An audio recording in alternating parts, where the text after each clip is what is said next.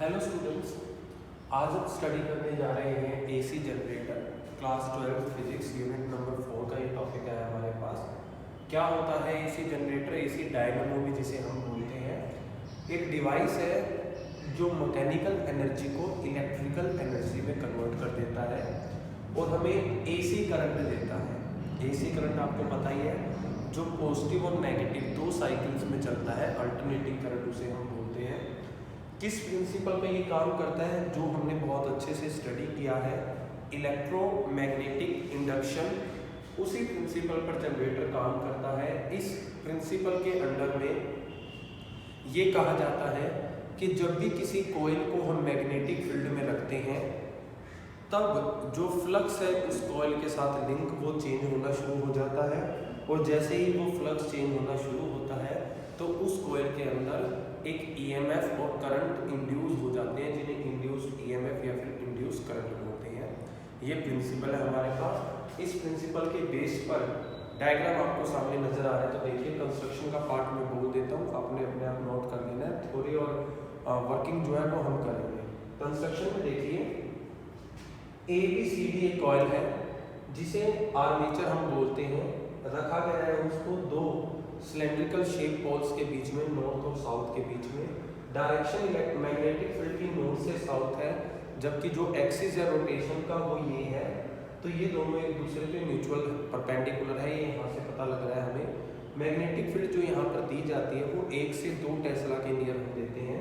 नीचे अगर आप आओगे तो देखिए एक हिस्सा रिंग का इस कॉइल का एक सिरा R1 से जुड़ा हुआ है और दूसरा सिरा R2 से। ये रिंग्स हैं जो इस कॉइल के साथ घूमने पर घूमती हैं, जो फर्दर किसके साथ जुड़ी हुई हैं, B1 और B2। ये है कार्बन ब्रशेस। इनका काम होता है कि जो यहाँ पर करंट इंड्यूस हुआ है उस करंट को यहाँ से टच करके रेजिस्टेंस में पास करवा दें, और ये है R जहाँ पे वो रेजिस्टेंस जो है वो लगाया गया है। हमें आपने अभी करंट की डायरेक्शंस पे नोट नहीं करना, ये हम वर्किंग में समझेंगे कि करंट की डायरेक्शन यहाँ पर कैसे आएगी।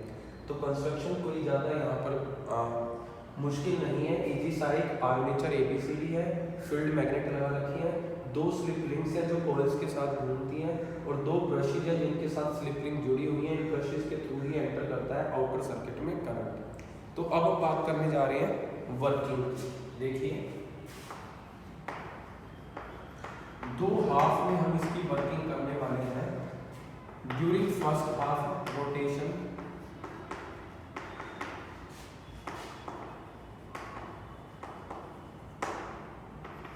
देखो फर्स्ट हाफ रोटेशन की हम बात करते हैं, आधा आधा हम इसको डिस्कस करने वाले हैं। पहले हाफ में हम ये मान लेते हैं कि CD नीचे जाने वाला है और AB ऊपर आने वाला है। Let CD moves downwards and AB moves upward. Then by using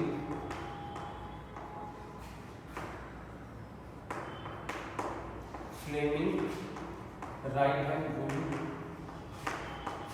we found that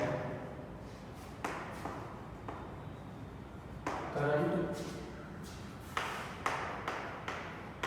flows from, अब देखिए अगर CD नीचे जा रहा है, AB ऊपर आ रहा है, तो इंड्यूस का फिनोमिना है, तो फ्लेमिंग राइट हैंड रूल लगेगा।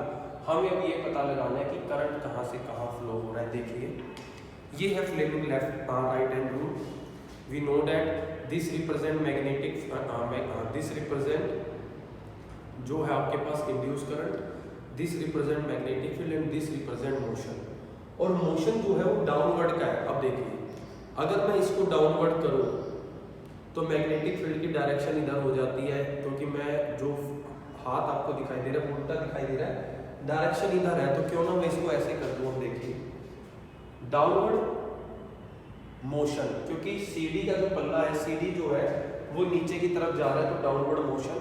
मैग्नेटिक फील्ड की डायरेक्शन बिल्कुल ओके है, तो करंट की डायरेक्शन कहाँ होगी, अंदर की साइड, यानी कि CD पे जो करंट है वो अंदर की साइड जा रहा है। हमने इस एरो से इसको रिप्रेजेंट कर दिया। दूसरा, चलो CD तो नीचे जा रही थी लेकिन AB तो ऊपर की तरफ आ रहा है। अब जो हमने ये नीचे किया था इसको अगर हम ऊपर कर दे, देखो ए भी ऊपर की तरफ आ रहा है तो सेम डायरेक्शन मैग्नेटिक फील्ड की। करंट कहाँ आ रहा है? बाहर की तरफ, तो करंट की डायरेक्शन क्या रिप्रेजेंट करती? बाहर की तरफ। तो अब करंट की डायरेक्शन हो क्या गई? DCBA। तो हम लिख सकते हैं यहाँ से करंट फ्लोज फ्रॉम DCBA। और इस डायरेक्शन में फ्लो होने पर करंट आउटर सर्किट में कहाँ से कहाँ एंटर करेगा? B1 से एंटर करेगा और B2 की तरफ जाएगा। तो हम ये लिख सकते हैं in external circuit it flow from brush B1 to B2। In external circuit it flows from brush B1 to B2। ये है first half rotation. Second half rotation देखते हैं हम। देखिए ड्यूरिंग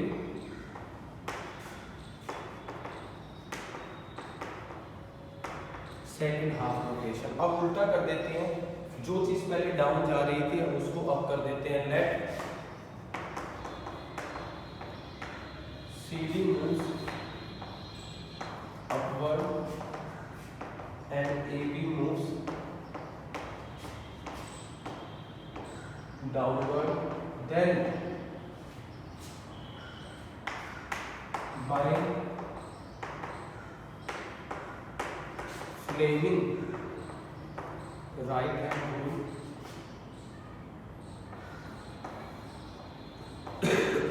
current flows from। अब देखिए, अब जब आपको पता है आपने रोटेशन चेंज कर दी है, तो अगर ये चीज अब नीचे जा रही है तो करंट की डायरेक्शन इस तरफ हो जाएगी, और ये ऊपर आ रही है तो करंट की डायरेक्शन इस तरफ। हम डायरेक्ट उल्टा लिख सकते हैं।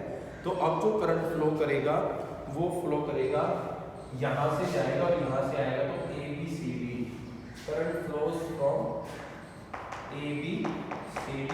और अब आउटर सर्किट में B2 से एंटर करके B1 की तरफ जाएगा। इन एक्सटर्नल सर्किट it flows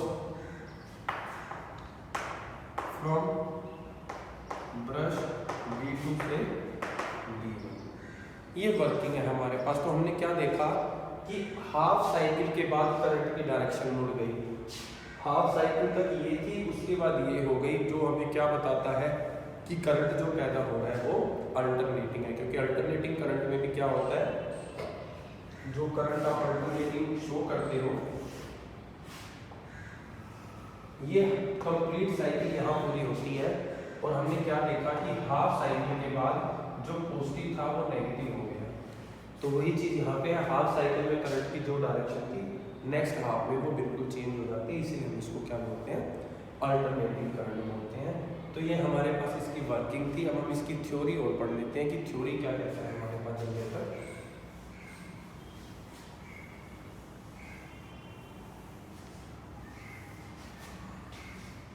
देखिए